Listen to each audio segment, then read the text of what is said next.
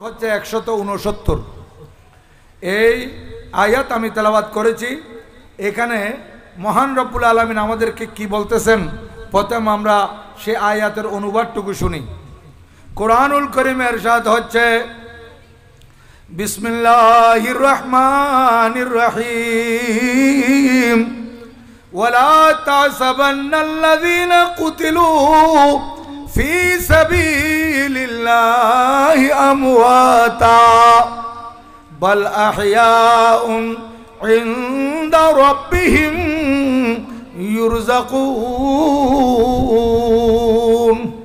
ইরশাদ হচ্ছে যারা আল্লাহর রাস্তায় কতল হয়ে যায়, আল্লাহর রাস্তায় যারা শাহাদত বরণ করে তাদেরকে তোমরাও মৃত বলে কখনো ধারণা করিও না। তাদেরকে মৃত বলে কখনো ধারণা করিও না। এটা কে বলতেছেন বলেন? মহান আল্লাহ তাদেরকে মৃত বলে ধারণা করতে নিষেধ করতেছেন। কাদেরকে? শহীদদেরকে। কাদেরকে? শহীদদেরকে।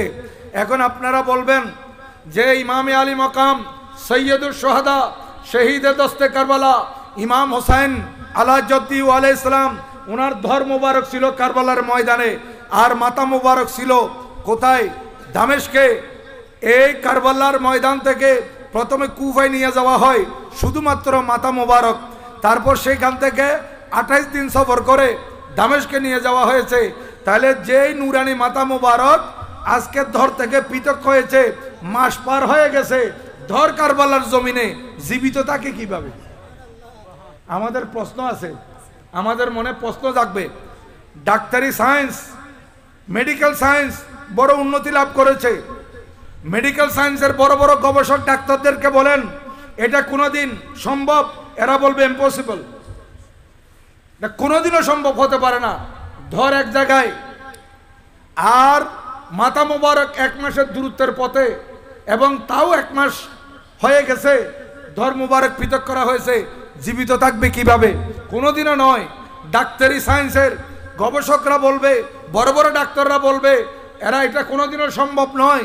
আর আমার আল্লাহ বলেন বান্দা ওরা কিভাবে জীবিত, আমি তাদেরকে কিভাবে জীবিত রাখি? ওয়ালাকিন লা তাশউরুন, ওয়ালাকিন লা তাশউরুন। তোমরা বলবে যে কেমনে জীবিত থাকতে পারে? সম্ভব নয়। আমি আল্লাহ বলতেছি যে তোমরা বুঝতে পারো না, তোমাদের সেই শৌর নাই, তোমাদের সেই উপলব্ধি নাই, তোমরা সেই গবেষণার ঘোড়া দৌড়াইয়ে এটা বুঝতে পারবে না। তোমরা আমি আল্লাহ যেভাবে বলছি জীবিত সেইটাই বলো। এখন মানুষ বলবে যে আল্লাহ ঠিক আছে আপনি জীবিত বললে আমরা তো অবশ্যই জীবিত বলবো, কিন্তু আমাদের তো প্রশ্ন থেকে যায় একজন মুমূর্ষ রুগী বেঁচে আছে কিন্তু মুমূর্ষ অবস্থায়, তাকেও তো খাদ্য দিতে হয়। বলেন, একজন রুগী যে হাত নড়াচড়া করতেছে না, পা নড়াচড়া করতে পারছে না, আইসিইউতে আছে, সিসিইউতে আছে, হাত দিয়ে খাদ্য নিতে পারতেছে না, এরপরও তাদেরকে টেস্ট টিউবের মাধ্যমে কি দেওয়া হয়? খানা দেওয়া হয়, অথবা স্যালাইনের মাধ্যমে খানা দেওয়া হয়। কারণ রুগীকে যদি খানা দেওয়া না হয় রুগী এমনও মারা যাবে।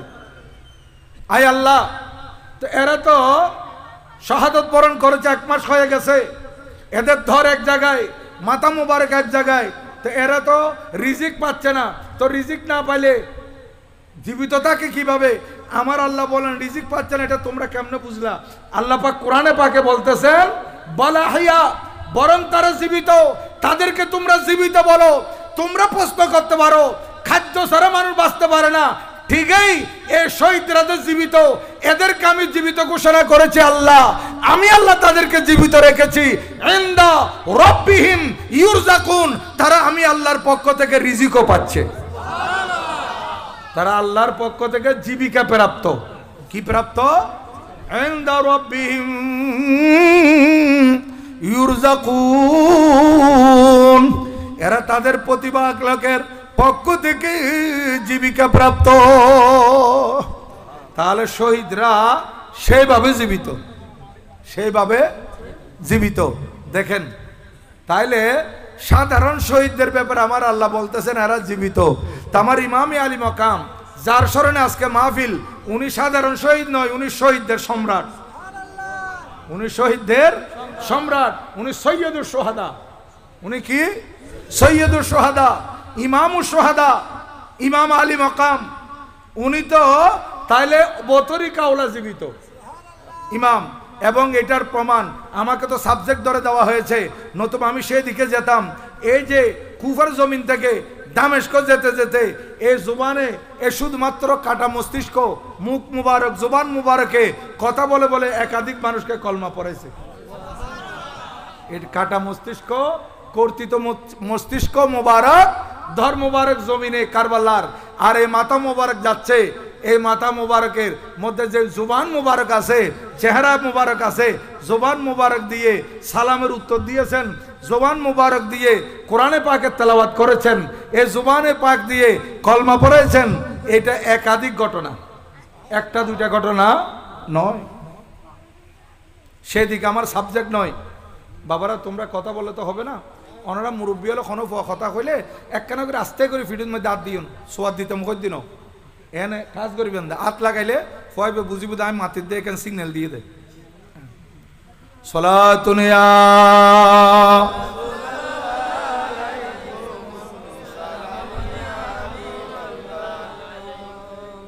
कलमाए तौहीद है तेरी शहादत ऐ हुसैन,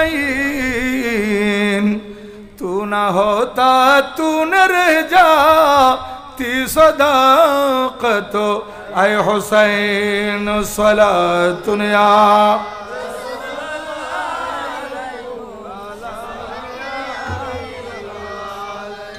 সম্মানিত উপস্থিতি, যদি আমি আপনাদের খেদমতে 10 তারিখের কথা বলতে যাই তাহলে এর আগের রাত একটু করে আলোচনা করতে হবে।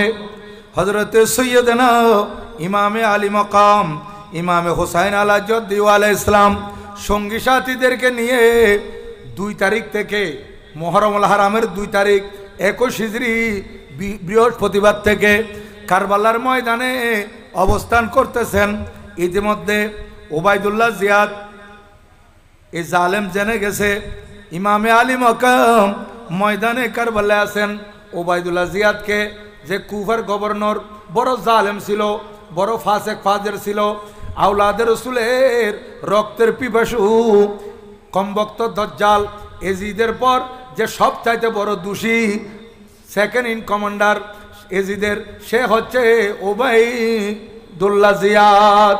এই কমবক্ত যখন জানতে পারলো আমর বিন সাদ, যে 22,000 সৈন্যের প্রধান ছিল কারবালার ময়দানে, তাকে পাঠিয়ে দিয়েছে। সে আসলো আর আমার ইমামে পাকের সাথে কথা বলতেছে। এদেরকে দজ্জাল বলতেছি, জালেম বলতেছি, অথচ এরা আমাদের মতো টুটকা ফাটকা মৌলবী নয়, বড় বড় আলেম ছিল। বড় কি ছিল? আলেম ছিল। কোরআন হাদিস বুঝে যে এরকম আলেম, এবং মশালা মশাইল জানা যে এরকম আলেম। এজিদও আলেম ছিল, এ আমর বিন সাদ আলেম ছিল। শুধু আলেম ছিল তাই নয়, আবার যে সমস্ত সাহাবায়ে কেরামকে আমার আল্লাহ জান্নাতের ওয়াদা দিয়েছেন, আবার কিছু সাহাবীকে আমার নবী জান্নাতের টিকিট ওয়াকা করেছেন। আশারায়ে মুবাশশারা, যে 10 জন সাহাবীকে আমার নবীজি দুনিয়াতে রাখতে জান্নাতের টিকিট দিয়ে দিয়েছেন, ওই 10 জনের মধ্যে অন্যতম একজন হযরতে সৈয়দনা কে সাদ বিন আবি ওয়াক্কাস রাদিয়াল্লাহু তাআলা আনহু। হযরতে সাদ বিন আবি ওয়াক্কাস রাদিয়াল্লাহু তাআলা আনহু, যার মাজার পাক চীনের মধ্যে, চীনে যার মাজার পাক, ওনার এই এত বড় দামি সাহাবীর ছেলে হচ্ছে আমর। দেখেন দুনিয়ার লোক, আমরা 1400 বছর পরে আইসা যদি বলি আরেকজনের ছেলে বাতিল হইতে পারে, আমারটা হইতে পারবে না, আমারটা কখনো হবে না, এই কথা বলা মানে বোকাশ্বরকে বাস করা। আপনি ঠিক আছেন, আপনি আকীদার উপর আছেন, আপনি আহলুস সুন্নাত ওয়াল জামাতের মতাদর্শের বিশ্বাসী, কিন্তু আপনার ছেলে কলেজে যাচ্ছে, ইউনিভার্সিটি যাচ্ছে, আপনার মেয়ে যাচ্ছে, মেয়েদের জন্য বাতিল মেয়ে ছেড়ে দেওয়া হয়েছে, ছেলেদেরকে বোঝানোর জন্য বাতিল মৌলবী ঘুরতেছে, তাহলে আপনিও বুঝতে পারবেন না আপনার ছেলে যে মিসগাইড হয়ে গেছে, আপনার দল থেকে সরে গেছে। আপনি নামাজ পড়তেছেন, কানে হাত দিয়ে আল্লাহু আকবার বলে নাভির নিচে হাত বাঁধতেছেন। আগে আপনার ছেলে আপনার মতো বাঁধতো, কিন্তু এখন সে কিছু বাতিলদের হাতে পড়া এখন তার হাত আর নাভির নিচে যাচ্ছে না, মহিলাদের মতো বুকের উপর উঠে গেছে। যদি আপনারা গাইড না করেন, খবরাখবর না নেন, এরকম অবস্থা হবে। দেখছেন সিয়াবির ছেলে পর্যন্ত বরবাদ গেছে। কিয়ামতের ময়দানে এমনও দৃশ্য দেখা যাবে, বাবা যাচ্ছে জান্নাতে আর ছেলে যাচ্ছে জাহান্নামে। এমনও দেখা যাবে কিয়ামতের ময়দানে আবার ছেলে যাচ্ছে জান্নাতে, আবার বাবা যাচ্ছে জাহান্নামে। আবার দেখা যাবে স্বামী যাচ্ছে জান্নাতে, বিবি যাচ্ছে জাহান্নামে। এর বিপরীত দেখা যাবে বিবি জান্নাতি আর তার স্বামী হচ্ছে জাহান্নামী।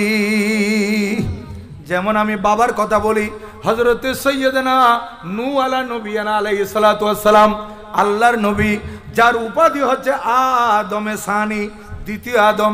উনি কিয়ামতের ময়দানে কোথায় যাবেন বলেন না? কিয়ামতের ময়দানে উনি ময়দান থেকে কোথায়? জান্নাতে যাবেন। আর ওনার ছেলে কেনান, যে বাবাকে মানে নাই, কলমা পড়ে নাই, এই কেনান যাবে জাহান্নামে। অনুরূপভাবে আরেকজন বাবা দেখায় হযরতে সৈয়দনা আমির মুআবিয়া রাদিয়াল্লাহু তাআলা আনহু, উনি যাবেন জান্নাতে। আর হযরতে সৈয়দনা আমির মুআবিয়া রাদিয়াল্লাহু তাআলা এই কুলাঙ্গার সন্তান, যে আওলাদে রাসূলের রক্ত পান করেছে, রক্ত নেওয়ার জন্য বলেছে, যাই করার প্রয়োজন তাই কর, কিন্তু ক্ষমতা আমাকে ধরে রাখতে হবে। এই ক্ষমতা ধরে রাখার জন্য আজকে আওলাদে রাসূলের দুধের মাসুম বাচ্চাকে পর্যন্ত শহীদ করেছে, ইমামে পাককে শহীদ করেছে। এই জালেম ইয়াজিদ যাবে জাহান্নামে। আবার তার বিপরীত দৃশ্য, কিয়ামতের ময়দানে ছেলে যাবে জান্নাতে আর বাবা যাবে জাহান্নামে। ছেলে জান্নাতি, কোন ছেলে? আবু জেহেলের ছেলে, আমার নবীজির চাচাতো ভাই, আমার নবীজির প্রাণপ্রিয় সাহাবী হযরতে সৈয়দনা ইকরামা বিন আবি জেহেল। উনি কলমা পড়ে সাহাবী হওয়ার কারণে উনি কোথায় যাবে? জান্নাতে। আর হযরতে ইকরামা রাদিয়াল্লাহু তাআলার বাবা আবু জেহেল যাবে জাহান্নামে। স্বামী হযরতে সৈয়দনা লূত আলাইহিস সালাম, উনি আল্লাহর নবী, কোথায় যাবেন বলেন? কোথায় যাবেন? জান্নাতে। আর ওনার নাফরমান বিবি জাহান্নামে। তার বিপরীত ফেরাউন যাবে জাহান্নামে। ফেরাউন কোথায়? ফেরাউন এই দাজ্জাল যাবে জাহান্নামে। আর তার বিবি হযরতে সৈয়দা আসিয়া আলাইহিস সালাম, উনি হবেন জান্নাতি। এজন্য আমার আল্লাহ কোরআনে পাক ইরশাদ করেন, ইয়া আইয়ুহাল্লাযীনা আমানু কু আনফুসাকুম ওয়া আহলিকুম নারা। ও ঈমানদাররা, জাহান্নাম থেকে শুধুমাত্র নিজে বাঁচলে হবে না, মসজিদের কোনায় বসে বসে তসবিহ গণলে হবে না, নিজেকে জাহান্নাম থেকে বাঁচাতে হবে। নিজের পরিবার পরিজন, ছেলে সন্তান, বউ বাচ্চাকে জাহান্নাম থেকে বাঁচাতে হবে। শুধু নিজে বাঁচলে হবে না, আমাদের অধীনস্থ যারা আছে, আমরা পরিবারের কর্তা। প্রত্যেকটা পুরুষ পরিবারের কি? আমার অধীনে আমার বিবি আছে, আমার অধীনে আমার ছেলে আছে, আমার অধীনে আমার মেয়ে আছে, আমার অধীনস্থ আমার ছোট ভাই বোন আছে। এদের সবার উপর আমাকে আল্লাহ কি বানিয়েছেন? কর্তা। হ্যাঁ, আমার আল্লাহ বলেন, আমার নবীজি ইরশাদ করেন, আলা কুল্লুকুম রাইন ওয়া কুল্লুকুম মাসউলুন আন রাইয়াতিহি। খবরদার, তোমরা প্রত্যেকে আপন আপন জায়গায়, তোমরা হচ্ছে রাই, তোমরা হচ্ছে কর্ণধার, তোমরা হচ্ছে নেতা, এবং তোমরা নেতৃত্ব কিভাবে দিয়েছো, তোমার পরিবার পরিজন ঠিকভাবে চলছিল কিনা, নাকি বেপরদা চলছে, ছেলেরা জুলুম করছে, মেয়েরা অন্যায় করছে, এগুলো যদি হয় তাহলে এগুলার দায়ে তোমাকে গ্রহণ করতে হবে। এদের কারণে তুমি আটকা পড়বে। এই জন্য তুমি যেহেতু নেতা, তোমার অধীনে এরা থাকবে, তুমি যে ভালো পথে চলবে এদেরকে সেইভাবে ভালো পথে পরিচালনা করবে। কথা বুঝে আসছে? দেখেন আমর বিন সাদ হযরতে সাদ বিন আবি ওয়াক্কাস রাদিয়াল্লাহু তাআলা আনহুর ছেলে দুনিয়ার লোভে দুনিয়ার মোহে এমনভাবে মোহিত হয়েছে, হযরতে সাইয়্যিদনা ইমামে হুসাইন রাদিয়াল্লাহু তাআলা আনহুকে ভালোভাবে চিনে। ইনি আল্লাহর প্যারা রসুলের নাতি এবং আল্লাহ রসুলের কাছে উনি বড় প্রিয়, নানা জানের আদরের নাতি, সব জানে আমর বিন সাদ।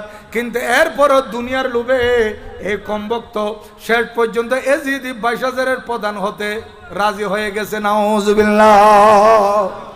এজিদি 22,000 সৈন্যের প্রধান হওয়া মানে আওলাদ রসুলের উপর জুলুম করা। আওলাদ রসুলের উপর কি করা? জুলুম করা। কারণ আমার ইমামে আলী মাকাম তাদেরকে 3টা শর্ত দিয়েছেন। এই আমর বিন সাদ, তুমি আমাকে চিনো, আমি হুসাইন, আমি তোমাদের নবীর বড় প্রিয়, যে নবীর তোমরা কলমা পড়েছো, আমি তোমাদের নবীজির বড় প্রিয়, তিনি আমার নানা যান, আমাকে বড় আদর করতেন। শোনো, আমি 3টা কথা বলতেছি। 1 নম্বর কথা হচ্ছে, আমাকে যদি তোমরা সহ্য করতে না পারো, আমাকে দামেস্কে সরাসরি এজিদের কাছে পৌঁছিয়ে দাও। কোথায় বলেন? এজিদের কাছে। কথা বুঝতেছেন? এজিদের কাছে পৌঁছিয়ে দাও, 1 নম্বর। 2য় নম্বর হচ্ছে, যদি এজিদের কাছে না পৌঁছাও তাহলে আমি মক্কা শরীফ থেকে আসছি, আমার বাড়ি মদিনা শরীফ, আমাকে সেই দিকে চলে যেতে দাও। কয়টা হলো? 2টা। 3য় নম্বর হচ্ছে, এজিদের কাছেও আমাকে পৌঁছাবে না, মক্কা শরীফ মদিনা শরীফও যেতে দেবে না, তাহলে তোমরা আমাকে এদিকে পাহাড়ি পথে ছেড়ে দাও। আমি এখন 56 বছর বয়সী, যতদিন আল্লাহ বাঁচিয়ে রাখে পাহাড়ের পাতা গোটা খেয়ে জীবনযাপন করব। এই 3টা প্রস্তাব আমর বিন সাদ গ্রহণ করে ওবায়দুল্লাহ জিয়াদের কাছে পৌঁছিয়েছে। কারণ ওবায়দুল্লাহ জিয়াদের কাছে না পৌঁছালে সিদ্ধান্ত তো ওখান থেকে আসতে হবে, গভর্নর থেকে সিদ্ধান্ত আসবে। এখন গভর্নরের যিনি অ্যাসিস্ট্যান্ট সে হচ্ছে শিমরজিল জৌসন। এই কমবক্ত যখন দেখছে এখানে এই 3টা কথা আছে, সে তার গভর্নরকে বলতেছে, স্যার এগুলা মানার দরকার নাই, 1 দফা 1 দাবি, এজিদের হাতে হাত দিতে হবে, নতুবা যুদ্ধ করার জন্য প্রস্তুতি নিতে হবে। বড় করে বলেন না নাউজুবিল্লাহ। এই শিমরের কথায় ওবায়দুল্লাহ জিয়াদ ফুঁসে উঠল। আমর বিন সাদকে আমি তাদেরকে গ্রেফতার করার জন্য পাঠিয়েছিলাম, সুন্দর সুন্দর কথা বলার জন্য, হোসাইন থেকে সিদ্ধান্ত নেওয়ার জন্য, হোসাইন থেকে প্রস্তাবনা নেওয়ার জন্য। আমি তো আমর বিন সাদকে দায়িত্ব দিই নাই, আমর এই কাজ কেন করলো?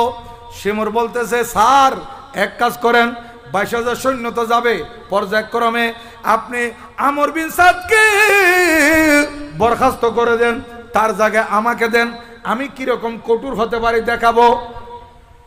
ওবায়দুল্লাহ জিয়াদ বলল, ঠিক আছে, সিটি তুমি নিয়ে যাবে, সে যদি প্রত্যাখ্যান করে তাহলে তুমি দায়িত্ব নিয়ে নিবা। সে মরু আসছে। এদিকে আমর বিন সাদ তার কাছে যখন এই চিঠি আসলো, ও আমর বিন সাদ, আমি কুবার গভর্নর ওবায়দুল্লাহ জিয়াদ তোমাকে বলতেছি, হোসাইন থেকে কোনো প্রস্তাব মানার দরকার নাই, হোসাইনের কোনো কথা আমরা শুনবো না, আমাদের পক্ষ থেকে একটাই দাবি, সেটা হচ্ছে হয়তো সে এজিদের হাতে হাত দিবে, নতুবা যুদ্ধ করার জন্য প্রস্তুতি নেবে। এই চিঠি যখন আসলো আমর বিন সাদ চিন্তা করতেছে, শিমর বলতেছে, চিন্তা করার কারণ কি, পারবে কিনা বলো, না পারলে চিঠি আরেকটা ধরাই দেব, এটা আমার কাছে আছে, বরখাস্তনামা, তোমাকে ডিসচার্জ করা হবে, তোমার জায়গা আমাকে বহাল করা হবে। এই কথা শুনে আমর বিন সাদ বলতেছে, একটা রাতে সুযোগ দাও। সে সারা রাত চিন্তা করতে করতে, এই জালেমের নসিব কত বড় খারাপ দেখেন, সে যদি সরে যেত বেঁচে যেত, কিন্তু এখন সে বলতেছে, আরে শিমুর, এত বড় ক্ষমতা, 22,000 সৈন্যের প্রধান, এত বড় একটা পোস্ট আমি সারি কিভাবে? নয় নয়, আমি পারবো, তুমি চিন্তা করিও না, কঠোর হস্তে দমন করব। এই কথা বলে ওবায়দুল্লাহ জিয়াদের চিঠি গ্রহণ করে আমর বিন সাদ কঠোর হয়ে গেল। সে বলতেছে, হোসাইন তুমি মানলে মানো, না মানলে এজিদের হাতে হাত দিলে দাও, এজিদের বায়াত গ্রহণ করলে করো, নতুবা যুদ্ধের জন্য প্রস্তুতি নাও। আমর বিন সাদ এই কথা বলছে।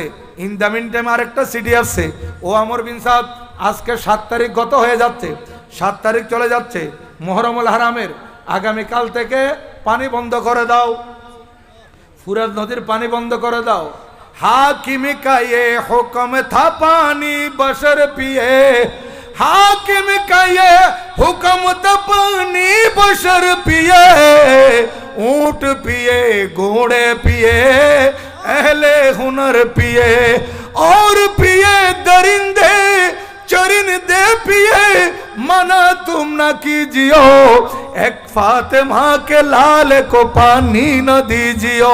नाउजुबिल्लाह बोलेন, সবাই বলেন নাউজুবিল্লাহ। এই ওবায়দুল্লাহ জিয়াদ অর্ডার দিয়েছে এই ফুরাত নদীর পানি ঘোড়ায় পান করবে, গাধায় পান করবে, উট পান করবে, উড়ন্ত পাখি পান করবে, আপামর জনসাধারণ পান করবে, কিন্তু হোসাইন বিন আলীর জন্য পানি বন্ধ থাকবে। 8 তারিখ 4000 সৈন্য ফুরাত নদীকে ঘেরাও করে নিল। পর্যায়ক্রমে সৈন্য আসতেছে আস্তে আস্তে 22,000 হয়ে গেছে। দিন যার দিন গত, রাত গত, দিন আসতেছে যাচ্ছে।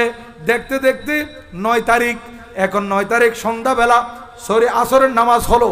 আসরের নামাজের পর সূর্য ডুবতার বেশিক্ষণ দেরি নাই, নামাজে আসর শেষ হয়েছে।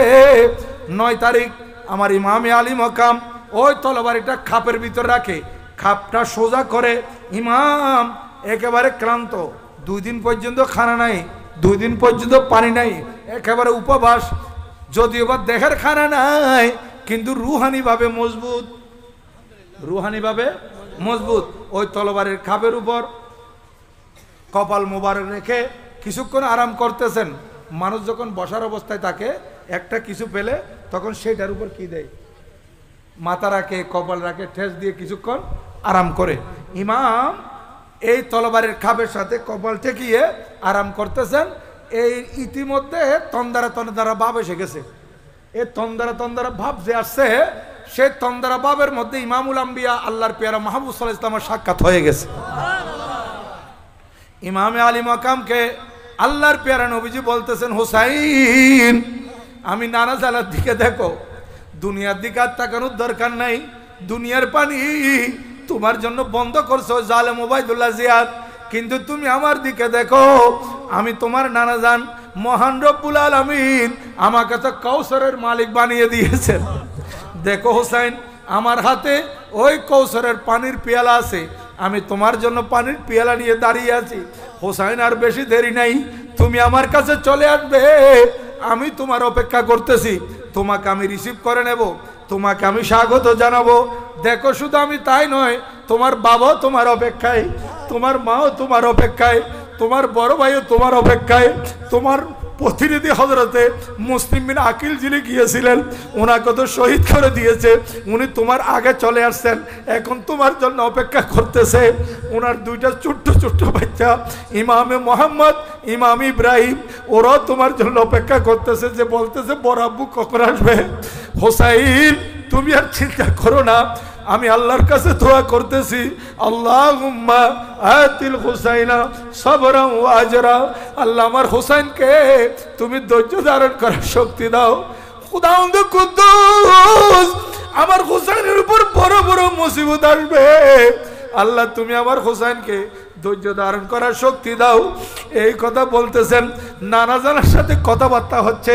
এমত অবস্থায় কমবক্ত ওবায়দুল্লাহ জিয়াদ নির্দেশ দিয়েছে, আসরের নামাজের পর সৈন্য পাঠিয়ে দিচ্ছে এবং যুদ্ধের দামামা বাজিয়ে দিয়েছে, যুদ্ধের ঘন্টি বাজিয়ে দিয়েছে। এখন তারা যুদ্ধের দামামা বাজিয়ে সামনের দিকে আসতেছে, ঢোল তবলা নিয়ে, তলবারি নিয়ে সামনের দিকে আসতেছে, যুদ্ধ করবে। হযরতে সৈয়দা জয়নাব বিনতে ফাতেমা রাদিয়াল্লাহু তাআলা আনহুমা উনি যখন এই শব্দ শুনলেন, উনি বলতেছেন ভাইজান কোথায়, এরা তো যুদ্ধ করার জন্য চলে আসতেছে, এখন সন্ধ্যা নেমে আসবে। উনি তাবু থেকে ইমামে পাকের তাবুতে এসে দেখতেছেন হযরতে সৈয়দনা ইমামে হোসেন রাদিয়াল্লাহু তাআলা, অর্থাৎ হযরতে সৈয়দা জয়নাব রাদিয়াল্লাহু তাআলার ভাইজান কাপের সাথে, তলবারের কাপের সাথে কপাল টেকি আরাম করতেছেন।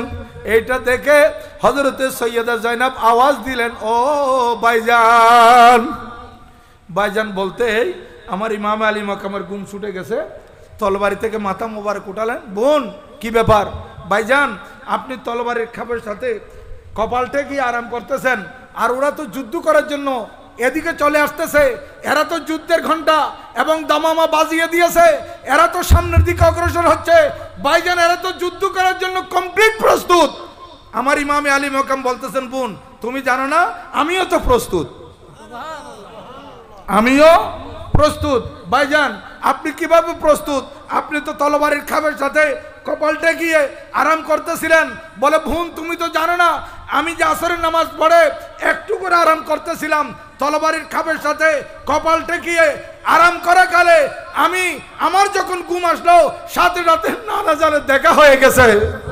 জয়নাব শুনো, আমার নানাজান আমাকে বলতেছে, আমার নানাজান আমাকে রিসিভ করার জন্য প্রস্তুত। আমি নানাজানকে বলছি নানাজান আমিও যাওয়ার জন্য প্রস্তুত। ওরা যুদ্ধ করার জন্য প্রস্তুত, আর বোন জয়নাব আমি নানাজানের কাছে যাওয়ার জন্য প্রস্তুত। এই কথা বললেন। এরপরও আমার ইমাম বললেন যে এখন তো সন্ধ্যা গণিয়ে আসতেছে, কিছুক্ষণ পরে রাত হয়ে যাবে, অন্ধকার রাত। এই রাতের মধ্যে তারা কিভাবে যুদ্ধ করবে? এ ভাই আব্বাস এদিকে আসো। হযরতে সৈয়দনা আব্বাস আলমদারে কারবালা দেখেন, আজ ময়দানে কারবালা থেকে শিক্ষা নেন। আমরা শুধু ওয়াজ শুনলে হবে না, এই ওয়াজগুলো আমাদেরকে আমলি জামা পরাইতে হবে, এগুলো আমাদেরকে আমল করতে হবে।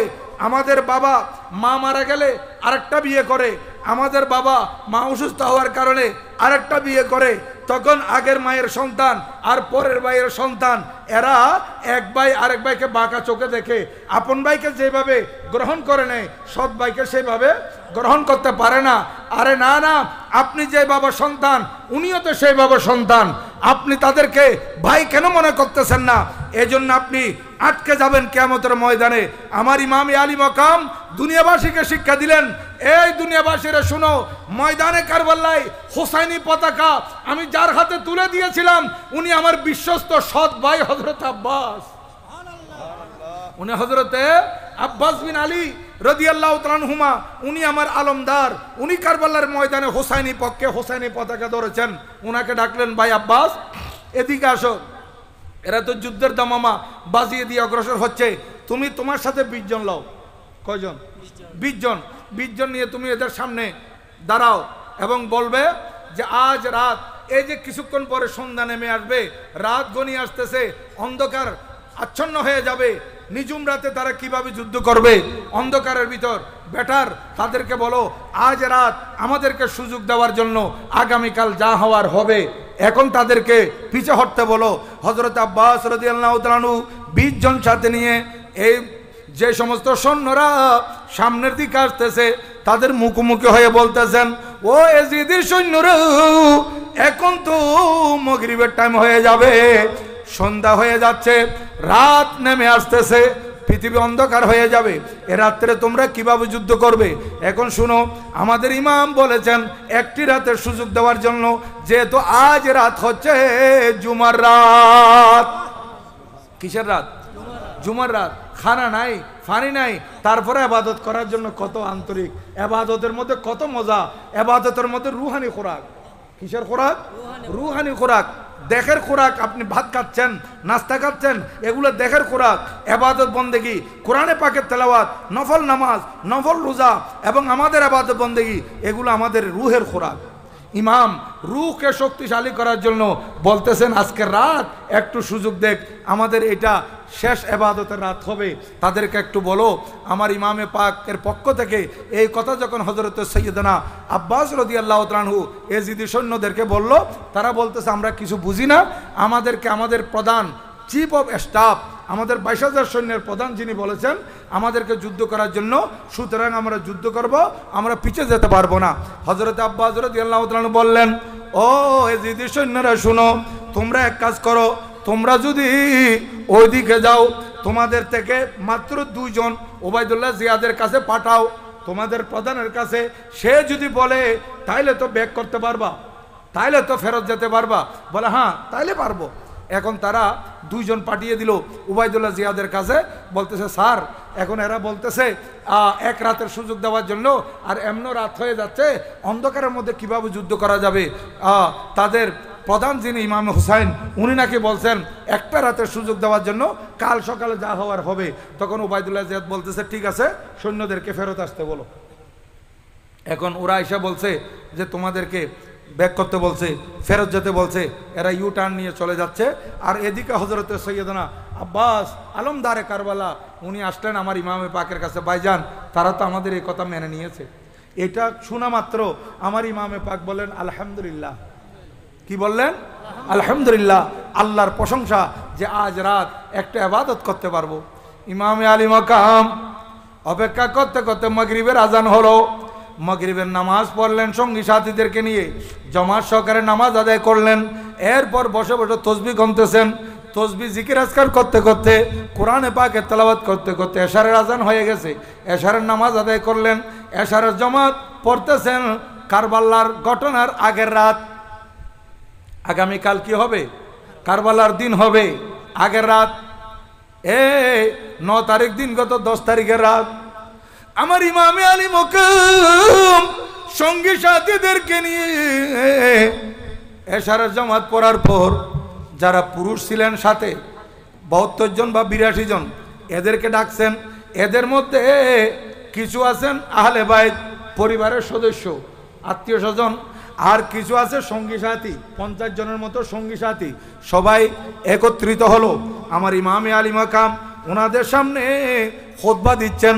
ও আমার পরিবারের সদস্যরা, ও আমার সঙ্গী সাথীরা, শোনো, আমি তোমাদের উদ্দেশ্যে কিছু কথা বলবো।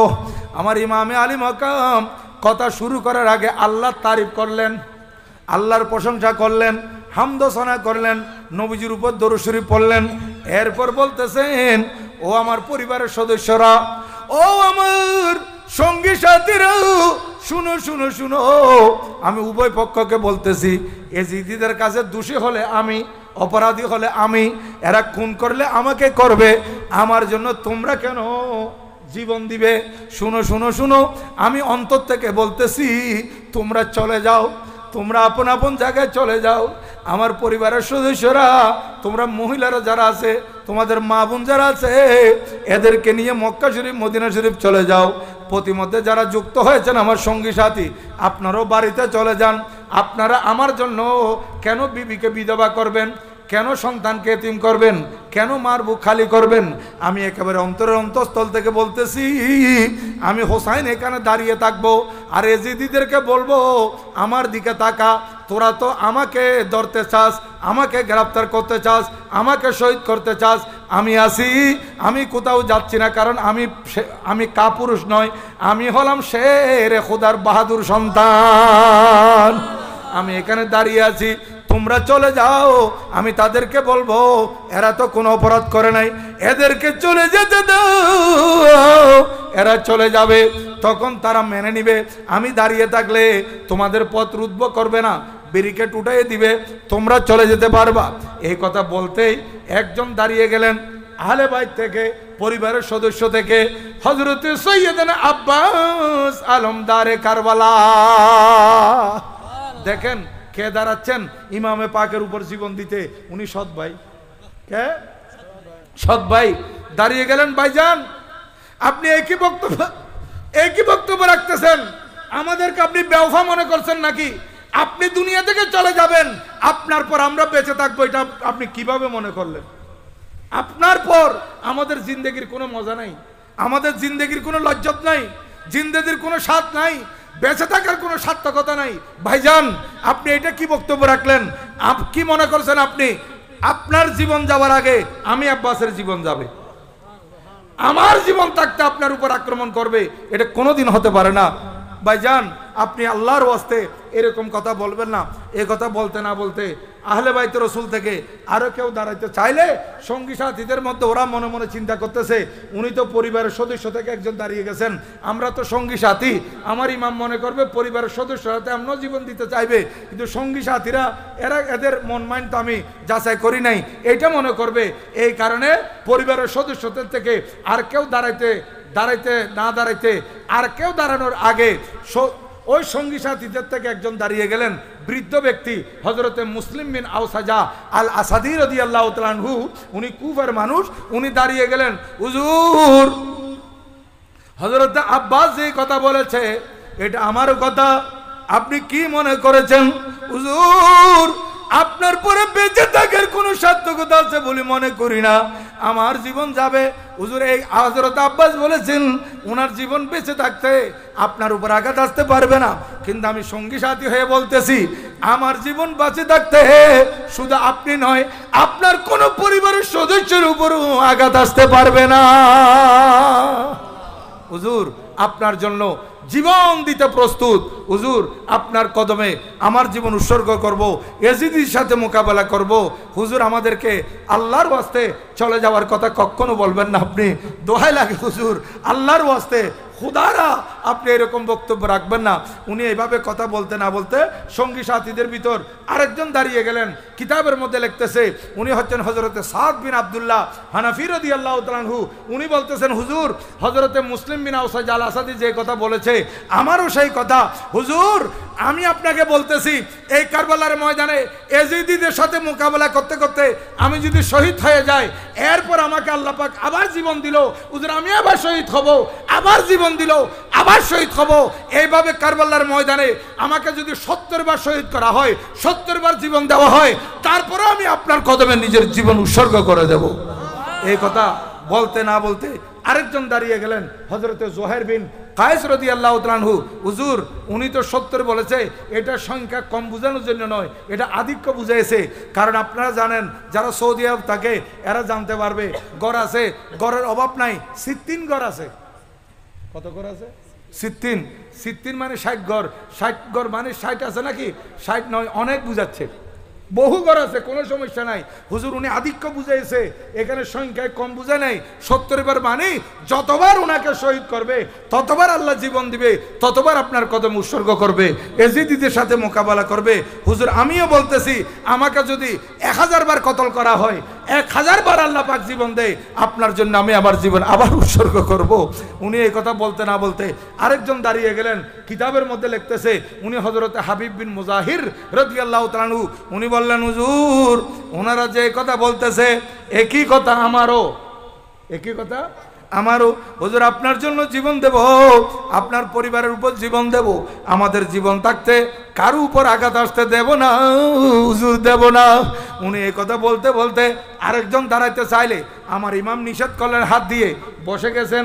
তারপর আমার ইমামে আলী মাকাম বলতেছেন ও আমার পরিবারের সদস্যরা, ও আমার প্রতিমধ্যে যুক্ত হওয়া সঙ্গী সাথীরা, তোমরা তো সবাই আমার সাথে থাকার জন্য পণ করেছো, আজমে মুসাম্মম করেছো, তোমরা প্রতিজ্ঞাবদ্ধ হয়েছ। তাহলে শুনো আমি আগে যেই বক্তব্য তোমাদের দিয়েছিলাম সে বক্তব্য নয়, আমি আমার বক্তব্য পরিবর্তন করতেছি। তোমরা ভালো করে কান খুলে শুনো।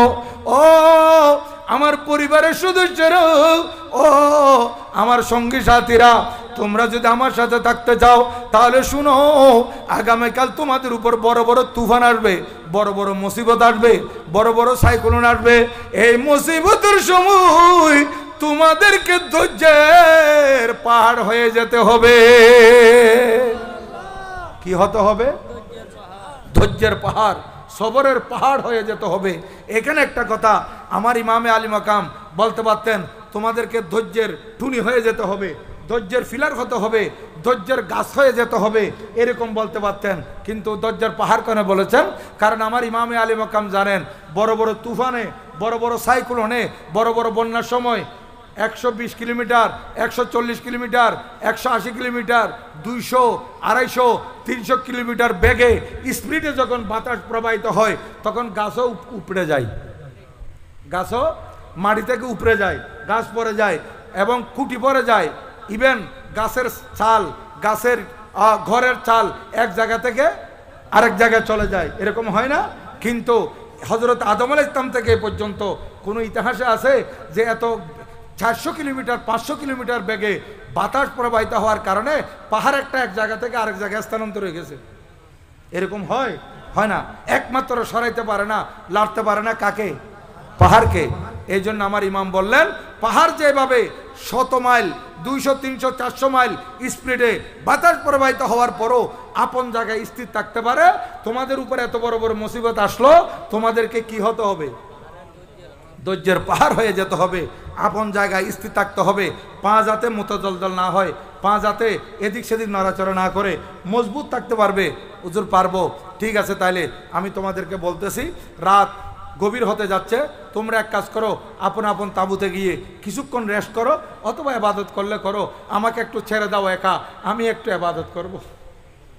আমার ইমামে আলী মাকাম কারবালার ঘটনার আগের রাত ইবাদতের মধ্যে কাটাচ্ছেন।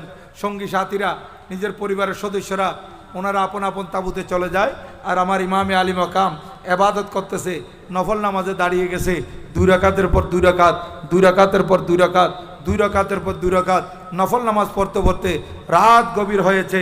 ইমামে পাক এই নামাজ বন্ধ করে এইবার কোরআনে পাকের তেলাওয়াত করতেছে। কি সুমধুর কণ্ঠে কোরআন শরীফ তেলাওয়াত করতেছে। আমরা আপনারা কোরআন শরীফ তেলাওয়াত কার থেকে শিখেছি? মসজিদের ইমাম সাহেব থেকে, মসজিদের মুয়াজ্জিন হুজুর থেকে, মালতের মোল্লা থেকে, অথবা কোনো কারি সাহেব থেকে, অথবা কোনো হাফেজ কোরআন থেকে আমরা কোরআন শরীফ তেলাওয়াত শিখেছি। আর আমার ইমামে পাক কোরআন শরীফ শিখেছেন কার থেকে? যেই নবীজির উপর কোরআনে পাক নাজেল হয়েছে, যিনি ইমামে হুসাইনের নানা যান, ওই সাহেবে কোরআন নবী মুহাম্মদুর রাসূলুল্লাহ সাল্লাল্লাহু আলাইহি ওয়াসাল্লাম থেকে কোরআনে পাক শুনেছেন, ওনার তেলাওয়াত কেমন হবে? ওই কারবালার ময়দানে আমার ইমামে আলী মাকাম এত সুন্দর করে কুরআনুল কারীম তেলাওয়াত করতেছিলেন, সেই সময় যত জিন্নাত ছিল জিনারা কারবালার ময়দানে চলে আসছে আমার ইমামে আলী মাকামের আখেরি কোরআনে পাকের তেলাওয়াত শোনার জন্য। জিনজাতিরা ইমামের তেলাওয়াত শুনতেছে, পশুরা যারা আছে পশুরও কোরআন শরীফের তেলাওয়াত শুনতেছে, গাছের মধ্যে পাখি আছে ওরাও কোরআনে পাকের তেলাওয়াত শুনতেছে।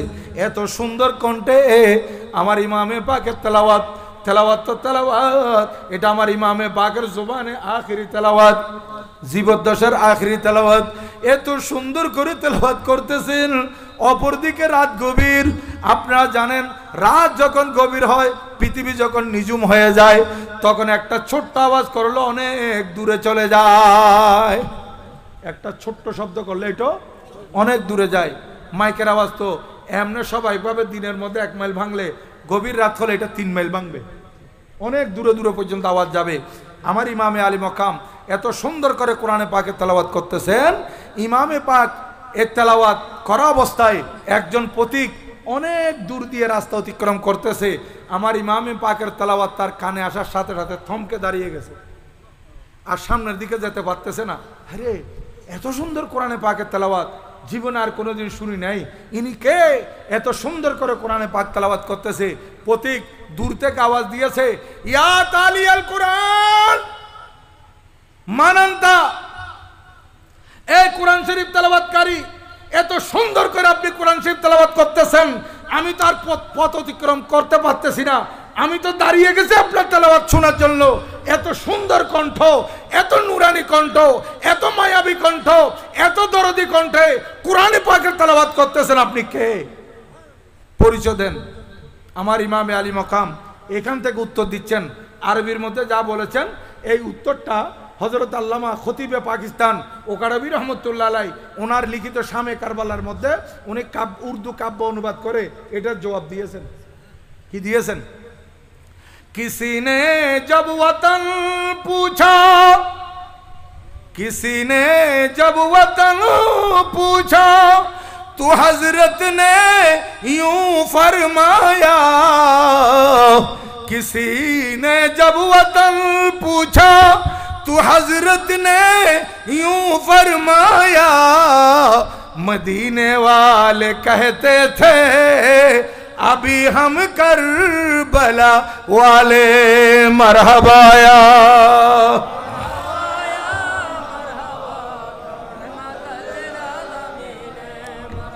हजारों में 72 तुम के तस्लीमो रजा वाले, हकीकत में खुदा इनका था और ये थे खुदा वाले मरहबाया।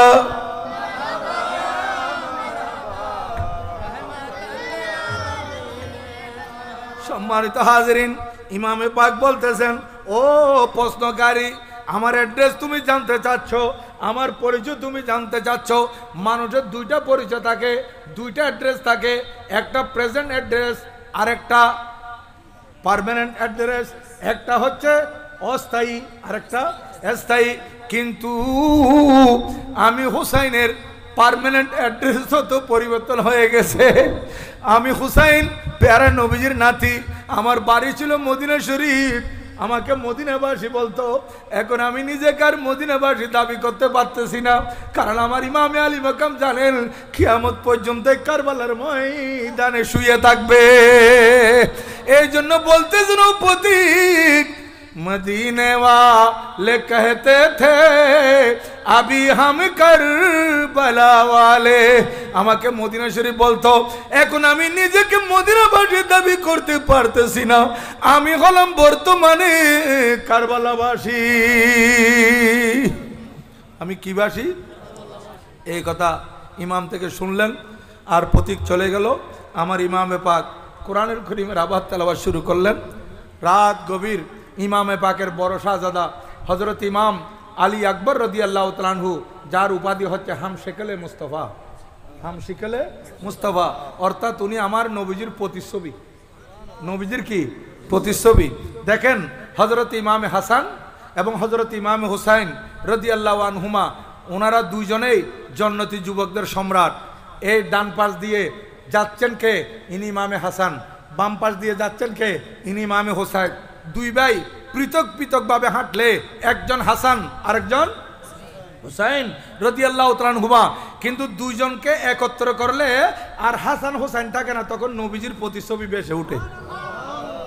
এই কারণে আমার নবীজির ইন্তেকালের পর সাহাবায়ে কেরাম মা ফাতেমা জাহরা রাদিয়াল্লাহু তাআলা আনহার দুয়ারে গিয়ে বলতো, আম্মা জান আপনার দুই জান্নাতি ফুলকে সাজিয়ে আমাদের কোলে তুলে দেন। নবীজির বিচ্ছেদ আর সহ্য করতে পারতেছি না, নবীজিকে মিম্বরে দেখতে পাচ্ছি না, আমরা বেকুল হয়ে যাচ্ছি, আপনার দুই সন্তানকে আমাদের কোলে তুলে দেন। ভিতর থেকে সুন্দর করে জামা পরিয়ে যখন এদের হাতে তুলে দেওয়া হতো, এরা আমার নবীজির এই দুই নাতিকে এনে মিম্বরে রসুলের উপর বসাই দিতেন, আমার নবীজির মিম্বরের উপর বসাই দিতেন।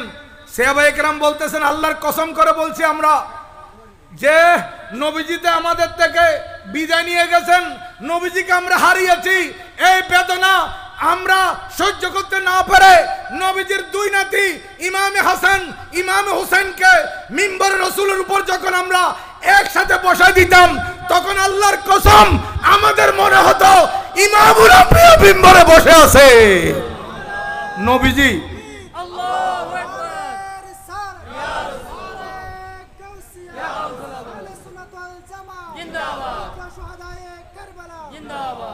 নবীজি মিম্বরে বসে আছেন, আমরা এটা বুঝতাম না ইমামে হাসান না ইমামে হুসাইন, আমরা মনে করতাম দুইজনে মিলে আমার নবীজি হয়ে গেছেন। এটা হাদিসে পাক মওলায়ে কায়নাত শেরে খুদা রাদিয়াল্লাহু তাআলা বর্ণনা করতেছেন, আল হাসানু আশবাহু বিরাসূলিল্লাহি সাল্লাল্লাহু আলাইহি ওয়াসাল্লাম মা বাইনা সদরে ইলা রাস। এই দুনিয়াবাসী শুনো, আমি মাওলা আলী কাররামাল্লাহু ওয়াজহু বলতেছি, আমার বড় ছেলে ইমামে হাসান বক্ষ থেকে মাথা মুবারক পর্যন্ত হুবহু আমার নবীজির প্রতিচ্ছবি। ওয়াল হোসাইনু আসফালা মা বাইনা জালিক, আর আমার নাতি আমার বেটা আমার সন্তান ইমামে হোসাইন বক্ষ থেকে পা মুবারক পর্যন্ত হুবহু নানাজানের মতো, একজন বক্ষ থেকে মাথা মুবারক পর্যন্ত আরেকজন বক্ষ থেকে পা মুবারক পর্যন্ত, তো দুজনকে একত্র করলে আমার নবীজির ছবি তো বেশ উঠবে। এই জন্য আমার আলা হজরত কত সুন্দর বলেছেন, আলা হজরত ইমামে আহলে সুন্নাত মুজাদ্দিদে দ্বীন ও মিল্লাত আজিমুল বারাকাত রফিউদ দারাজাত শাহ মাওলানা ইমাম আহমদ রাজা খান ফাজলে বরেলভি আফগানি কান্দাহারি বরহেজি রাদিয়াল্লাহু তাআলা আনহু, উনি যে নাতিয়া কালামের একটা বই লিখেছেন, কিতাব লিখেছেন হাদায়েকে বকশিশ। এই হাদায়েকে বকশিশের মধ্যে যত হামদে বারি তালা আছে, যত মনকাবত আছে, যত নাতিয়া কালাম আছে, যত গজল আছে, প্রত্যেকটা লাইন দেখবেন হয়তো কোনো না কোনো কোরআনে পাকের আয়াতের অনুবাদ অথবা হাদিসের রাসূলের অনুবাদ। এই হাদিসের অনুবাদ আলা হযরত কেবলা কিভাবে কাব্য অনুবাদ করতেছেন, এক সিনা তাকে মুশাবা, দেখেন এক সিনা তাকে মুশাবা এক ওয়াহা সে পাঁव तक, एक सीना तक मुशाबा एक वहां से पाँव तक, हुस्न सिबतैन उनके जामो, हुस्न सिबतैन उनके जामो में है नीमा नूर का मरहबाया।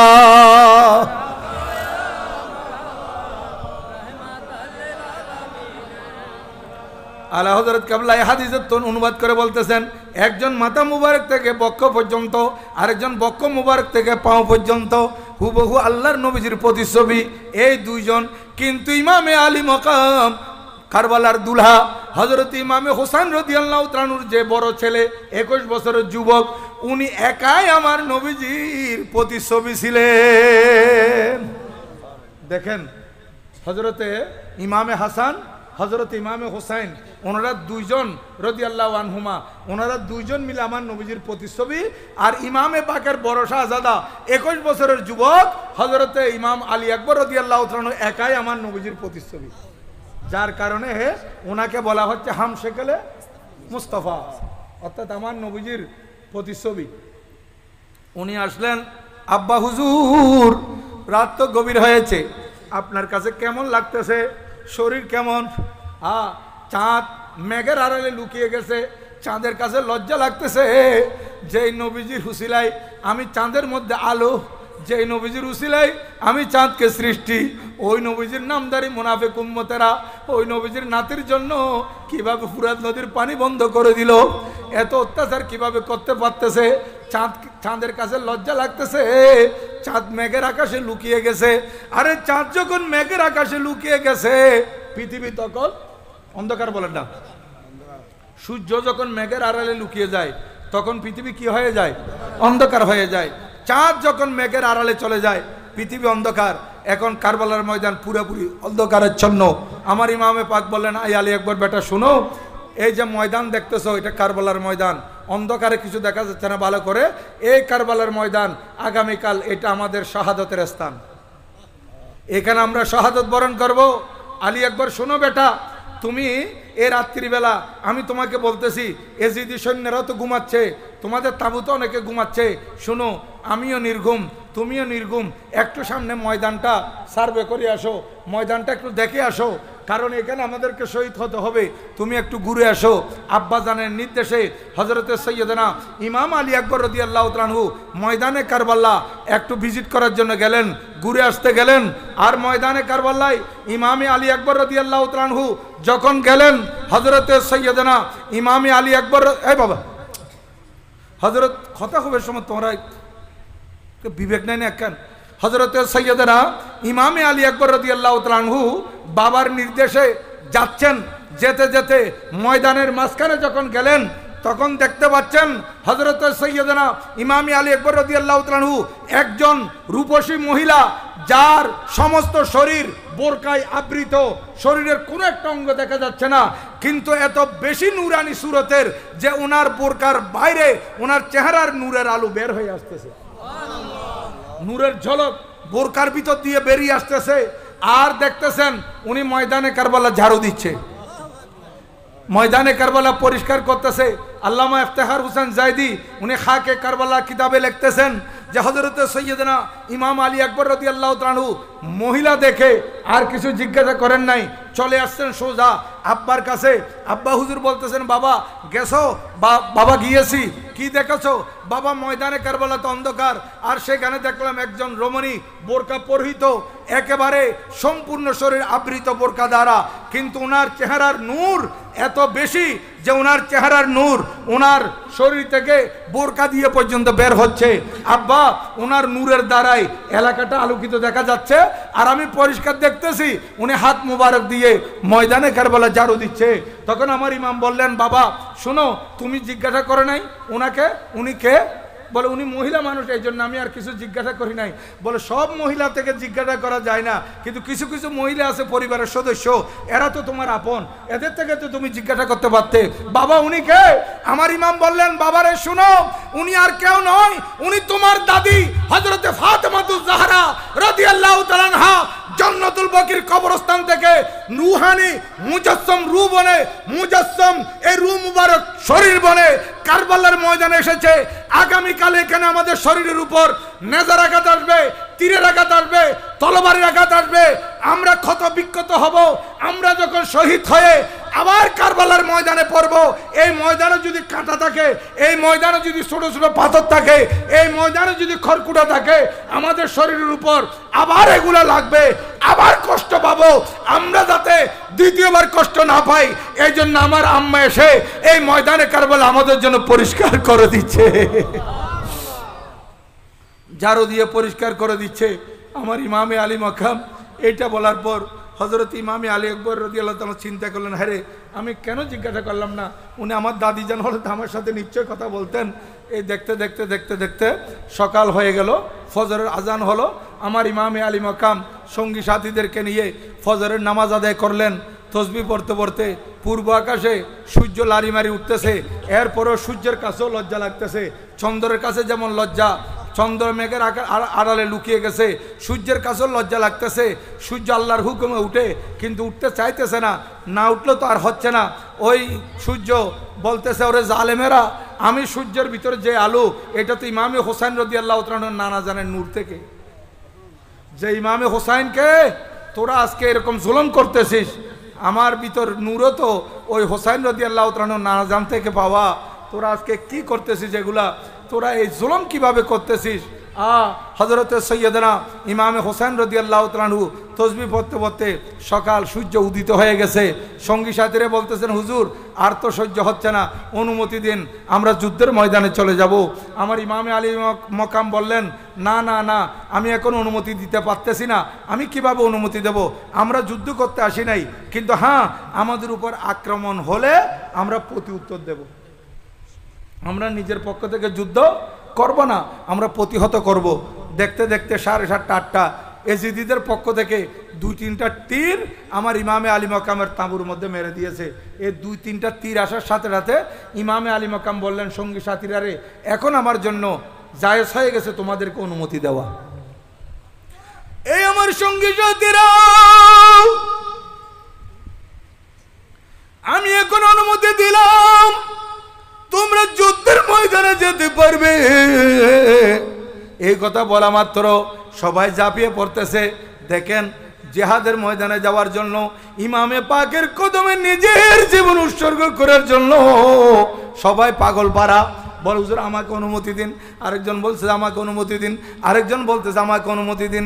এরকম করতে করতে আমার ইমামে আলী মাকাম দেখলেন বুড়া মানুষ হযরত মুসলিম বিন আউসাজ আল আসাদি, উনি নবী প্রেমে, নবীর আহলে বাইতের প্রেমে একেবারে বিভোর হয়ে আছে।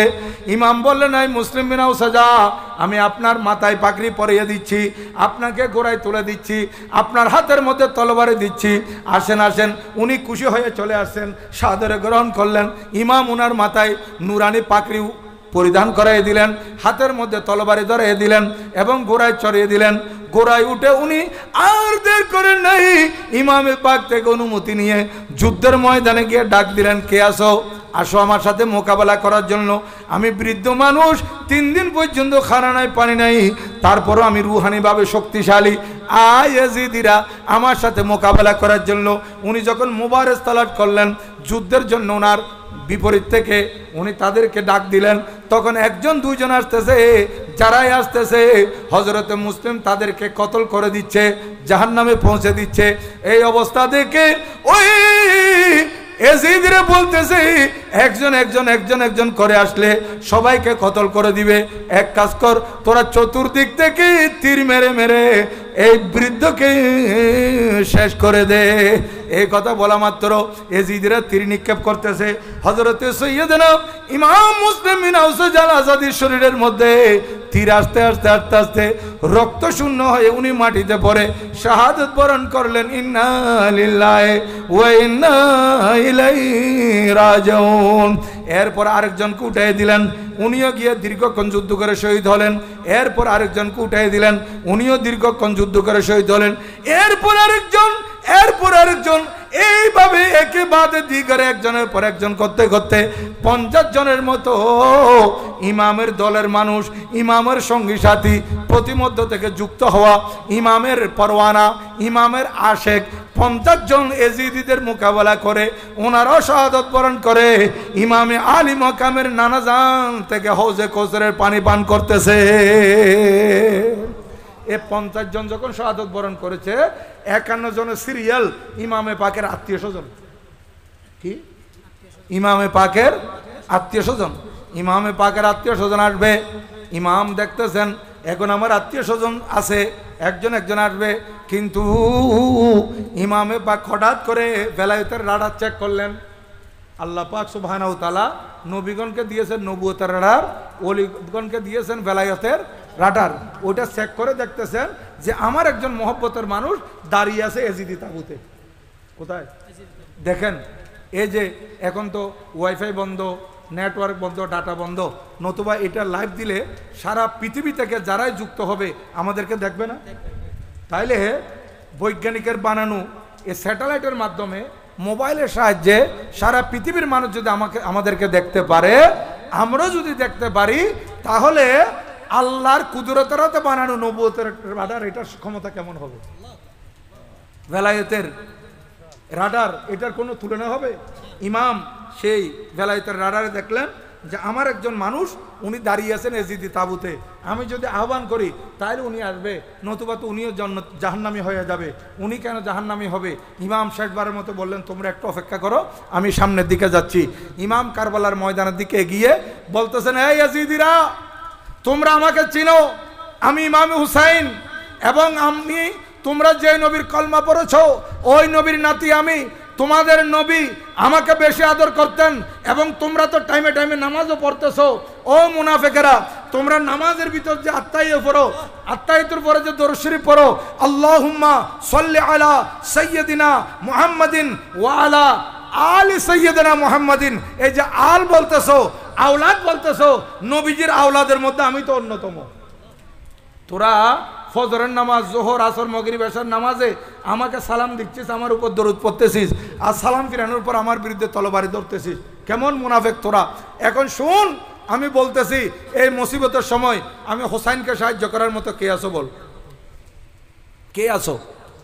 আচ্ছা, এই 50 জন যে শহীদ হয়ে গেল, আমার ইমামে আলী মকাম, 50 জনের মধ্যে কেউ যাওয়ার আগে ইমাম গিয়ে কথা বলতে পারতেন না? পারতেন, কিন্তু না। এখন কেন বলতেছেন? কারণ ইমামে আলী মকাম বেলায়েতের রাডার চেক করে যখন দেখলেন ওই ব্যক্তি যিনি আছেন, আমি আওয়াজ দিলে উনিই আসবেন, আর কেউ আমাকে সাহায্য করার জন্য আসবে না। উনি আমার লোক, উনি কেন এজিদিদের মধ্যে থাকবে? আর উনি হচ্ছেন হযরতে হুর বিন এজিদ রিয়াহি রাদিয়াল্লাহু তাআলা আনহু। উনি যদিও বা এজিদের আন্ডারে, এই উবাইদুল্লাহ জিয়াদের আন্ডারে 1000 সৈন্যের প্রধান ছিলেন, কিন্তু আমার ইমামে আলী মকাম যখন ডাক দিলেন, কে আসো এই মুসিবতের সময় আমাকে সাহায্য করার জন্য, তখন ওনার চোখের পর্দা উঠে গেছে, ওনার কষ্ট খুলে গেছে, ওনার কলবের দুনিয়া পরিষ্কার হয়ে গেছে। উনি বলতেছেন, আমার ইমাম যখন আওয়াজ করলেন তখন আমি সরাসরি দেখতেছি আমি জাহান্নামের উপর দাঁড়িয়ে আছি। শুধু আমি নয়, 22,000 এজিদি সবাই কিসের উপর? জাহান্নামের উপর। আর 8খানা বেহেশত আমার ইমামে পাকের কদম চুমা দিচ্ছে। এখন একদিন না একদিন তো মারা যেতে হবে, সুতরাং আমি জাহান্নামে কেন যাব? আমাকে জান্নাতেই যেতে হবে। উনি এই কথা বলেই টপ করে লাফ দিয়ে ঘোড়ায় চললেন, আর ঘোড়া ইমামে পাকের দিকে করতেই আমর বিন সাদ ডাক দিল, এ হুর বিন এজিদ রিয়াহি, সময় আর বেশিক্ষণ নাই, আর মাত্র কয়েকজন, এরা যদি কতল হয়ে যায় আমরা জায়গা পাবো, আমরা জমিন পাবো, টাকা পাবো, ক্ষমতা পাবো। তুমি এতক্ষণ কষ্ট করেছো, এতদিন কষ্ট করেছো, এখন কি করতেছো, কি করতে চাও? এই কথা বলা মাত্র হযরত হুর বিন এজিদ রিয়াহি আমর বিন সাদ সহ 22,000 সৈন্যদের উদ্দেশ্যে যা বলেছিলেন, আল্লামা খতিব উকাডবি সেইটা উনি কাব্যানুবাদ করে বুঝিয়ে দিয়েছেন। নিকল কর লস্করে আদা से हुर ने मारा ये नारा, ये देखो जहन्नम से निकलते हैं खुदा वाले, मरहबाया।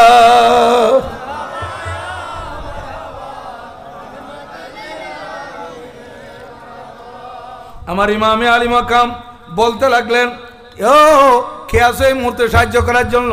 সাথে সাথে হযরত সৈয়দনা হুর বিন ইয়াজিদ ঘোড়ায় চড়ে চলে আসার সময় বলতেছে, ও আমর বিন সাউদ, ও 22,000 ইয়াজিদিরা শুনো, আমার ইমামে পাক যখন ডাক দিয়েছে তখন আমি দেখলাম আমার চোখের পর্দা উঠে গেছে, আমি সব পরিষ্কার দেখতেছি। তোরা সবাই জাহান্নামের উপর দাঁড়িয়ে আছিস আর 7 কানার জন্য আমার ইমামকে কদম চুমা দিচ্ছে।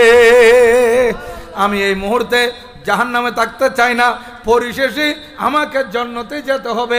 এই কথা বলে এই হযরতে হুর বিন ইয়াজিদ রিয়াহি বলতেছেন, ये देखो जहन्नम से निकलते हैं खुदा वाले, আল্লাহ ওয়ালা যারা এরা জাহান্নাম থেকে কিভাবে বেরিয়ে আসে, একটু দেখ একটু দেখ একটু দেখ। এইভাবে বলতে বলতে উনি ঘোড়ায় চড়ে আমার ইমামে পাকের কদমে চলে আসে। ইমামে পাকের কদমে এসা আমার ইমামে পাকের কদম চুমা দিয়ে বলতেছেন, হুজুর আমি তো বড় অপরাধী, প্রথমে আমি 1000 সৈন্য নিয়ে আপনাকে গ্রেফতার করেছিলাম এবং হুজুর আমি তো আপনাকে সুযোগও দিয়েছিলাম, কিন্তু তারপরে আমি অপরাধী মনে করতেছি। এখন আমি আপনার কাছে চলে আসছি, হুজুর আমার গুনাহ মাফ হবে কিনা তা তো জানি না, আমার অপরাধ ক্ষমা হবে কিনা জানি না। হুজুর আপনি ডাক দিয়েছেন, এই মুহূর্তে আপনাকে সাহায্য করার মতো কে আছে হুজুর, এই জন্য আমি দৌড়ে এসেছি, কিন্তু তারপরে আমি নিজেরা অপরাধী মনে করতেছি। হুজুর আমাকে আপনি ক্ষমা করবেন। আমার ইমামে আলী পাক মকাম এই মুসিবতের সময় হযরত হুরকে বক্কের সাথে জড়িয়ে ধরে বলতেছেন, আই হুর শুনো, আমি তো ইমামুল আম্বিয়া রহমতুল আলামিন নবীর নাতি, দয়ার সাগর আমার নবীজির নাতি হযরত ইমামে হুসাইন রাদিয়াল্লাহু তাআলা বলতেছেন, হুর তুমি যখন চলে আসছো শুনো আমি তোমাকে বলি, তোমার মা তোমার নাম রাখছে হুর। হুর এটা আরবি শব্দ, হুররুন এর বাংলা হচ্ছে স্বাধীন, ইংরেজিতে বলে ফ্রিডম, উর্দুতে বলে আজাদ। আমার ইমামে আলী মাকাম বললেন, শুনো তোমার মা তোমার যেভাবে নাম রেখেছে আমি তোমাকে বলতেছি, তুমি যখন এজিদি দল থেকে আমি হোসাইনি কাফেলায় হোসাইনি তাঁবুতে চলে আসছো, শোনো এখন তুমি 7 কানা জাহান্নাম থেকে মুক্ত হয়ে গেছো, 7 কানা জাহান্নাম থেকে মুক্ত হয়ে গেছো, তুমি আজাদ হয়ে গেছো, আল্লাহ পাক সুবহানাহু ওয়া তাআলা তোমাকে জান্নাতি করে দিয়েছেন। এই কথা বলা মাত্র উনি আমার ইমামের কদম চুমা দিয়ে বলতেছেন, হুজুর তাহলে আর দেরি কেন, আমাকেও চলে যেতে দেন, আমি হুজুর এদের বিরুদ্ধে মোকাবেলা করব।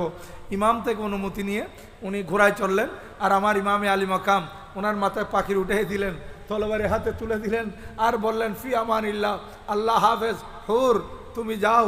হযরত হুর বিন ইয়াজিদ রিয়াহি এজিদিদের সৈন্যের ভিতর থেকে আমার ইমামে পাকের কাছে ফেরত আসা এখন এজিদিদের বিরুদ্ধে তলবারি ধরেছে। সুবহানাল্লাহ। দীর্ঘক্ষণ যুদ্ধ করার পর উনি শাহাদাত বরণ করলেন। ইন্না লিল্লাহি ওয়া ইন্না ইলাইহি রাজিউন। আমার ইমামে পাকের এই প্রিয় জানেসার সঙ্গী ওনার শাহাদাতের পর এখন আর কেউ নাই, যারা আছে ওরা আত্মীয় স্বজনের ভিতর। দেখা যাচ্ছে কিতাবের মধ্যে লিখতেছে আত্মীয় স্বজনের মধ্যে সর্বপ্রথম যিনি দৌড়ে আসছেন উনি হচ্ছেন হযরতে আব্দুল্লাহ বিন মুসলিম বিন আকিল রাদিয়াল্লাহু তাআলা আনহুম। উনি হযরতে মুসলিম বিন আকিল রাদিয়াল্লাহু তাআলা আনহুর বড় ছেলে। হযরতে ইমামে মুসলিম রাদিয়াল্লাহু তাআলা আনহু যিনি প্রতিনিধি হয়ে কুফায় এসেছিলেন 2টা ছোট ছোট বাচ্চা নিয়ে, এই ছেলেটা হচ্ছে ওনাদের বড়, উনি আসেন নাই, উনি এখন ইমামে আলী মাকামের সাথে আসছিলেন। ওনার নাম হচ্ছে হযরত আব্দুল্লাহ বিন মুসলিম বিন আকিল। উনি বলতেছেন, চাচা যান, বড় আব্বু যান, আমাকে অনুমতি দেন, আমিও এদের বিরুদ্ধে মোকাবেলা করে আমিও চলে যাব নানা জানের কাছে। আমার ইমামে আলী মাকাম বললেন, বাতিজারে আমি কিভাবে তোমার দিকে তাকিয়ে তাকিয়ে চোখে চোখ রেখে তোমাকে অনুমতি দেব? তোমার জন্য তোমার আব্বার কোরবানি যথেষ্ট, তোমার জন্য তোমার ছোট্ট ছোট্ট 2 ভাইয়ের কোরবানি যথেষ্ট। শুনো তোমাকে যেতে হবে না, তুমি যাইও না বাতিজারে, তুমি এখানে তোমার মা আছে, তোমার বোনেরা আছে, যারা যারা আছে এদেরকে নিয়ে তুমি মদিনা শরীফ চলে যাইও। তখন উনি ইমামে পাকের কদম ধরে বলতেছেন, বড় আব্বু যান আমাকে এই কথা বলবেন না, আপনি আমাকে মাহরুম করবেন না, আমিও ওখানে চলে যাব যেখানে আমার আব্বা হুজুর চলে গেছে, আমার ছোট্ট ছোট 2 ভাই যে পথে চলে গেছে, হুজুর আমি ওখানে চলে যাব। আব্বা হুজুর রে, আমার বড় আব্বু হুজুর রে, আমাকে অনুমতি দেন, আমিও যুদ্ধ করব। এই জন্য বারবার ইসরার করতেছেন। আমার ইমামে আলী মাকাম দেখতেছেন এই নাচুর বান্দা, উনি অবশ্যই যুদ্ধের ময়দানে যাবে। আমার ইমাম শেষ পর্যন্ত এই বাচ্চাকে বক্কের সাথে জড়িয়ে ধরে মাথার উপর পাকড়ি মুবারক উঠিয়ে দিলেন, তারপর হাতে তলবারি তুলে দিয়ে ঘোড়ায় চড়িয়ে দিলেন, বললেন, ফি আমানিল্লাহ, আল্লাহ হাফেজ, উনি যুদ্ধের ময়দানে গিয়ে হযরতে আব্দুল্লাহ বিন মুসলিম বিন আকিল রাদিয়াল্লাহু তাআলা আনহু দীর্ঘক্ষণ যুদ্ধ করার পর উনি শাহাদাত বরণ করেছিলেন। ইন্না লিল্লাহি ওয়া ইন্না ইলাইহি রাজিউন। ওনার শাহাদাতের পর ওনার আপন চাচা হযরতে সৈয়দনা আব্দুল্লাহ বিন আকিল, ইনি হচ্ছেন আব্দুল্লাহ বিন মুসলিম আর ইনি হচ্ছেন আব্দুল্লাহ বিন আকিল, আপন চাচা। উনি আসছেন হযরত ইমামে মুসলিম বিন আকিল রাদিয়াল্লাহু তাআলার ছোট ভাই। উনি আসছেন, উনি এসে বলতেছেন, ভাইজান আমাকে আমার ওই ভাইজান মুসলিম রাদিয়াল্লাহু তাআলার কাছে চলে যেতে দেন, আমি আর সহ্য করতে পারতেছি না, আমিও যুদ্ধের ময়দানে যাব। এই কথা বলে উনি যখন বারবার ইসরার করলেন, ওনাকেও আমার ইমামে আলী মাকাম অনুমতি দিলেন, ঘোড়ায় তুলে দিলেন, হাতে তলবারি উঠাই দিলেন, মাথায় পাকড়ি পরিধান করাই দিলেন। তারপর বললেন ফি আমানিল্লাহ, আল্লাহ হাফেজ। হযরত সৈয়দনা আব্দুল্লাহ বিন আকিল রাদিয়াল্লাহু তাআলা আনহুমা উনিও দীর্ঘক্ষণ যুদ্ধ করে শাহাদাত বরণ করেছেন। ওনার শাহাদাতের পর দেখা গেল আমার ইমামে আলী মাকাম রাদিয়াল্লাহু তাআলা আনহুর ভাই হযরত সৈয়দনা আব্বাস রাদিয়াল্লাহু তাআলা আনহুর অন্যান্য ভাইয়েরা, ইমামের সৎ ভাইয়েরা, ওখানে একজন আবু বকর বিন আলী, আরেকজন হযরতে ওমর বিন আলী, আরেকজন হযরত ওসমান বিন আলী, আরেকজন হযরত আব্দুর রহমান বিন আলী, আরেকজন হযরতে জাফর বিন আলী। দেখেন এখানে একটা কথা মনে রাখবেন, আজকে আমাদের দেশে শিয়ার প্রভাব বাড়তেছে, আর কিছু চুপাশি আছে যারা শিয়া না সুন্নি দাবি করে শিয়ার কাজ করতেছে, শিয়াদের টাকা খাচ্ছে। এরকম কমবক্ত খবিস কতগুলো আছে। এই শিয়ারা কত বড় জালেম। এরা হযরতে সিদ্দিক আকবর, হযরত ওসমান, হযরত ওমর রাদিয়াল্লাহু আনহুমকে এরা সহ্য করতে পারে না, এবং এই তিন খলিফাকে তারা জালেম বলে। এরা বলে হযরত আলী থেকে জোর করে ক্ষমতা দখল করছে। এই কথা বলে আজকে আমার মওলায়ে কায়নাত শের খুদা মওলা আলী শের খুদা রাদিয়াল্লাহু তাআলা থেকে ওনারা যদি জোর করে ক্ষমতা নিতেন, ওনার হক যদি নষ্ট করতেন, তাহলে আমার হযরত আলী রাদিয়াল্লাহু তাআলা আনহু ছেলের নাম আবু বকর কেন রাখলেন? কথা ক্লিয়ার? ন বুঝন পারলাম? আর উগ্র শত্রু ইবের শত্রু ইবের নামে আর ফোয়ার নাম রাখুন না কোনোদিন? খান নাম রাখুন তো জিবের আমি ভালোবাসি। আজি এজিদ খনিকে নাম রাখেন না? এজিদের ভালোবাসার দে এজিদের ফক্কা হতে ইতারাও তো ইতারার ফোয়ার নাম এজিদ না রাখে। আর আমার ইমামে আলী মাকামের নাম ঘর ঘর আছে। ইমাম হুসাইন, ইমাম হাসান, আলী হুসাইন, আহমদ হুসাইন, নবী হুসাইন, গোলজার হুসাইন, দিলদার হুসাইন আছে না নাই? হুসাইন ঘর ঘর আছে। এজিদ শেষ। হুসাইন কিয়ামত পর্যন্ত থাকবে। কিন্তু আরেকটা কথা মনে রাখবেন, এই দুই নাম হাসান এবং হুসাইন আমার নবীজির দুই নাতির নাম রাখার আগে 500-600 বছরের ইতিহাসের মধ্যে এই দুই নাম কেউ রাখতে পারেনি। সুবহানাল্লাহ বলেন না? এই দুই নাম জাহিলিয়ার যুগে 600 বছরের ইতিহাস। এরা তো আরবিতে কথাবার্তা বলতো, এরা হাসানের অর্থ কি জানতো, হোসাইনের অর্থ কি জানতো, কিন্তু তারপরে এই দুইটা নাম আমার আল্লাহ কারোর জন্য রাখার সুযোগ দেন নাই। কেন? আমার নবী যে হাদিসে পাকে বলেন হাসান এবং হোসাইন এই দুইটা নাম আল্লাহ পাক সুবহানাহু ওয়া তাআলা হোসেনের পর্দার ভিতর লুকিয়ে রাখছিলেন। হোসেনের পর্দার ভিতর লুকিয়ে রাখছেন, এবং আমার নবীজির দুই নাতির জন্য রাখতে হযরতে জিবরিল আলাইহিস সালামের মাধ্যমে পাঠিয়েছেন, উপর থেকে পাঠিয়েছেন এই দুইটা নাম। মূলত এই দুইটা নাম যদিও বা মা বাবা রেখেছেন, যদিও বা আমার নবীজি রেখেছেন, কিন্তু পাঠিয়েছেন আমার আল্লাহ। একজনের নাম হাসান, আরেকজনের নাম হোসাইন। এর আগে এই দুই নাম এটা আর কেউ রাখতে পারেন, এটা ইনটেক আমার আল্লাহ রেখে দিয়েছেন নবীজির দুই নাতির জন্য। এদের নাম রাখার পর থেকে হাসান হোসাইন অনেক হয়েছে, কিয়ামত পর্যন্ত হইতে থাকবে। কিন্তু এজিদ রাখবে না। এজিদ থা হোসাইন হায়। উর্দুতে ভাবটা প্রকাশ করা অনেক সহজ। একজন আলেম বলতেছেন এজিদ থা হোসাইন হ্যাঁ, এজিদ ছিল কিন্তু হোসাইন আছে। এজিদ এক সময় ছিল, এখন এজিদের কোনো নাম নিশানও নাই। কিন্তু ইমাম হোসেন তখনও ছিলেন, এখনো আছেন, কিয়ামত পর্যন্ত থাকবেন।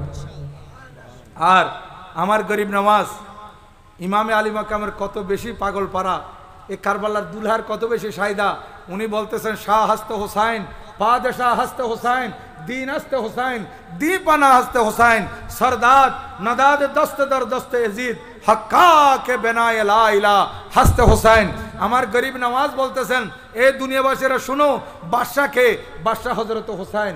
বাদশার বাদশা কে? রাজাদিরাজ হযরত হুসাইন। আরে তোমরা যে দিন ইসলাম বলতেছো, নামাজ রোজা বলতেছো, এই নামাজের এক নাম হুসাইন। নামাজের এক নাম হুসাইন। দিন যেটা বলতেছো নানা জানের দিন, নানা জানের দিনের নাম হচ্ছে একটা হোসাইন, অপর নাম দ্বিপানা হাসতে হোসাইন। দিনের রক্ষককে, দিনের রক্ষকের আরেক নাম হযরত হোসাইন। নামাজ আরবিতে সালাত বলা হয়, কোরআনে পাকে সালাত শব্দ এসেছে নামাজের আরবি, বলতে সালাত তো নামাজের আরবি ঠিক আছে, কিন্তু নামাজের আরেকটা নাম আছে, এটা হোসাইন। যিনি তলবারি ছায়া তলে কি পড়েছেন? নামাজ পড়েছেন। ना मस्जिद में ना बैतुल्लाह के दीवारों के साए में नमाज इश्क अदा होती है तलवारों के साए में। इश्केर नमाज जेटा एटा आदाय হয় তলবারির ছায়া তলে, উপরে তলবারি থাকবে আর এই ব্যক্তি সিজদার মধ্যে আল্লাহর ইবাদতে সুবহানা রাব্বিয়াল আলা, সুবহানা রাব্বিয়াল আলা, সুবহানা রাব্বিয়াল আলা বলবে, উপরে তলবারি থাকবে। এটাই হচ্ছে ইশকের নামাজ। এই ইশকের নামাজ এটা আপনার মসজিদের ছাদের নিচে নয়, এটা কোনো প্যান্ডেলের নিচে নয়। ইশকের নামাজ আদায় হয় তলবারি ছায়া তলে। আমার ইমাম সেটাই করেছেন। এই জন্য বলতেছে নামাজের এক নাম হোসাইন, রোজার এক নাম হোসাইন, ধৈর্যের এক নাম হোসাইন, খেদমতের এক নাম হোসাইন। কারণ আমার নবীজি নিজে ইরশাদ করেছেন হোসাইন মিন্নি ওয়া আনা মিন হোসাইন। নবীজি ইরশাদ করেন, এরে আমার সাহাবীরা শোনো শোনো শোনো, হোসাইন আমার থেকে, আবার আমি নবীজি হোসাইন থেকে। আজকে সৈয়দবাড়ি দরবার শরীফের আশেপাশে এই সৈয়দপাড়া, আপনারা এখানে যারা আছেন, আমি তেলপাড়ই গ্রাম, আপনারা যারা আছেন আপনাদের খেদমত আমি বলবো, আজকে প্রায় 1400 বছর হয়ে গেছে। এখন আপনারা এখানে বলেন নাতি থেকে নানা না নানা থেকে নাতি? বলেন, উত্তর দেন। নানা থেকে নাতি না নাতি থেকে নানা? বলেন না, নানা থেকে নাতি না, কারণ নানা থেকে নানার মেয়ে, নানার মেয়ে থেকে নাতি, দাদা থেকে নাতি, নাতি থেকে দাদা নয়, কারণ দাদা থেকে দাদা ছেলে, দাদা ছেলে থেকে দাদা নাতি পেয়েছে। তাহলে বোঝা যাচ্ছে দাদা থেকে নাতি আর নানা থেকে নাতি, কিন্তু নাতি থেকে নানা এরকম কোনো ইতিহাস নাই। নাতি থেকে নানা কেমন হবে? কিন্তু আমার নবীজি নবুয়তের জবানে বলতেছেন হোসাইন মিন্নি ওয়া আনা মিন হোসাইন, হোসাইন আমার থেকে, আমি হোসাইন থেকে। এর কি অর্থ দেখেন, হোসাইন আমার থেকে, আমি হোসাইন থেকে, মানে এ দুনিয়াবাসীরা শোনো, আমি নবীজি বলতেছি, নবীজি ইরশাদ করেন হোসেন আমার থেকে, কি মানে? হোসেন যেদিন আমার কলিজার টুকরা বেটি সৈয়দা ফাতেমাতুজ জাহরা রাদিয়াল্লাহু তাআলার গর্ভ থেকে দুনিয়াতে তশরিফ এনেছে, তখন হোসেন আমার থেকে। হোসেনের বয়স 1 বছর, হোসেন আমি নবীজি থেকে। হোসেনের বয়স 5 বছর, হোসেন আমি নবীজি থেকে। হোসেনের বয়স 10 বছর, এটা আমার নবীজি থেকে বুঝাচ্ছি, এই জন্য হোসেন হোসেন বলতেছি, নতুবা আমি প্রত্যেকটার মধ্যে রাদিয়াল্লাহু তাআলা আনহু বলতে হবে। এটা নানা জানের কথা দিয়ে বলতেছে, এই জন্য হোসেন বলতেছি। কিন্তু এমনে বললে হযরত ইমাম হোসেন রাদিয়াল্লাহু তাআলা আনহু সুন্দর করে বলবেন। খবরদার, আদবের লিহাজ রাখবেন। নবীজি বলেন আমার হোসেনের বয়স 20 বছর, হোসেন আমার থেকে। হোসেনের বয়স 30 বছর, হোসেন আমার থেকে। হোসেনের বয়স 40 বছর, হোসেন আমার থেকে। হোসেনের বয়স 50 বছর, হোসেন আমার থেকে। হোসেনের বয়স 56 বছর, হোসেন আমার থেকে। কিন্তু যেদিন কারবালার ময়দানে গিয়ে আমার নাতি হোসেন প্রথমে সঙ্গী সাথীদেরকে দিন ধর্মের জন্য, ইসলামের জন্য কুরবান করেছে, এরপর নিজের আওলাদ কুরবান করেছে, নিজের ভাই কুরবান করেছে, নিজের মাসুম বাচ্চা শহীদ করেছে, পরিশেষে নিজে গিয়ে ময়দানে কারবালায় আমি নানার প্রচারিত দিন ধর্মকে রক্ষা করার জন্য বুকের তাজা রক্ত ঢেলে দিয়ে যেদিন শাহাদাত বরণ করেছিল, ওই দিন থেকে কিয়ামত পর্যন্ত আমি নবী হোসেন থেকে। দেখেন, হোসাইন মিন্নি ওয়া আনা মিন হোসাইন, হোসাইন আমার থেকে, আমি হোসাইন থেকে। তাহলে কি বোঝা গেল? আমার ইমামে আলী মকাম ইসলামের জন্য যে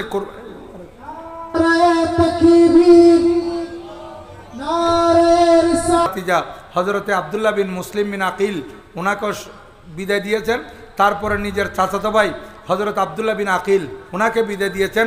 এরপরে আসতেছেন ইমামের সৎ ভাইগুলো।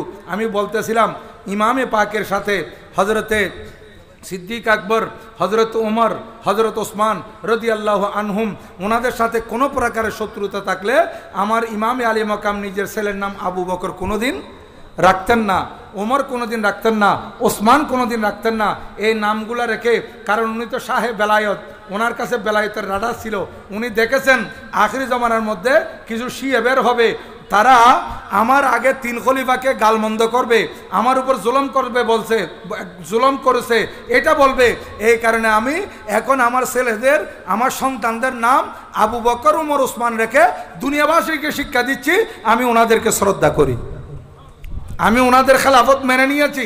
সিদ্দিক আকবরের হাতে বায়াত গ্রহণ করেছেন মওলায়ে কায়নাত, হযরত ওমর রাদিয়াল্লাহু তাআলার হাতে বায়াত গ্রহণ করেছেন মওলায়ে কায়নাত, হযরত ওসমান রাদিয়াল্লাহু তাআলার হাতে বায়াত গ্রহণ করেছেন মওলায়ে কায়নাত শেরে খুদা রাদিয়াল্লাহু তাআলা আনহুম। উনি ওনাদের হাতে বায়াত গ্রহণ করে এই কথা দুনিয়াবাসীকে শিক্ষা দিয়েছেন, আমি আহলে বাইতের সদস্য এটা ঠিক, কিন্তু ওনারা যে আমার আগে 3 জন খলিফা এটাও ঠিক।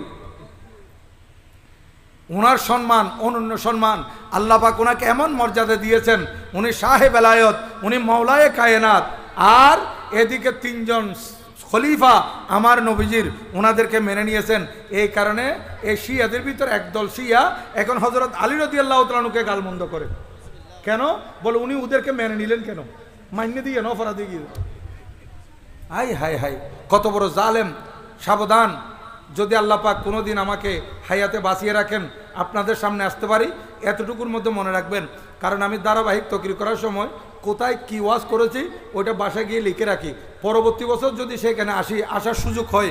কারণ এই পর্যন্ত আমি বেশ কয়েকটা মাহফিল আছে যেখানে আমি 8 বছর 10 বছর পর্যন্ত যাচ্ছি, সেখানে আমি ধারাবাহিক বর্ণনা করি।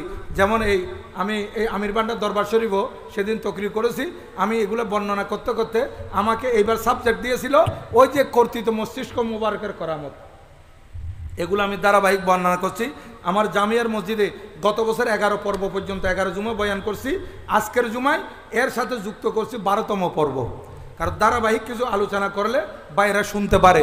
যদি আমি আসতে পারি কিংবা অন্য কেউ আসে, ওনাদেরকে বলে দিবেন যে হুজুর গত বছর আমরা অমুককে দাওয়াত দিয়েছিলাম, উনি আমাদের কাছে কারবালার ময়দানের 9 তারিখ রাত থেকে শুরু করে, 9 তারিখ দিনগত রাত, 10 তারিখের রাত থেকে শুরু করে কারবালার ময়দানের সঙ্গী সাথীরা শাহাদত বরণ করা পর্যন্ত বর্ণনা করেছিলেন।